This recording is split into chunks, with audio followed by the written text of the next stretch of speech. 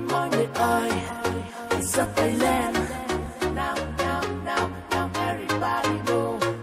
I'll take aim in the song on your mind. Chính là em mà phân môi son thật dịu dàng, chẳng về cho anh làm quen như bao cô gái eo thon chân dài không bận tâm. Em không quan tâm anh là gì, chỉ cần anh đã đến đây là anh phải ngất ngất ngay vì em. Em xinh xinh, em đang đứng để feeling, để cho các anh sắp sinh. Điều nhạc của em làm cho anh như đang bay bay lên. You love me so I know, em sẽ thấy được một điều là anh đam mê em đi baby. Em sẽ nói em đang đứng trên nơi đây. I'm going to miss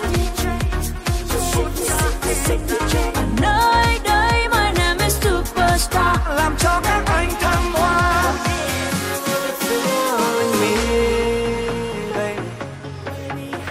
Điệu nhạc của em làm cho các anh bay thật xa, baby.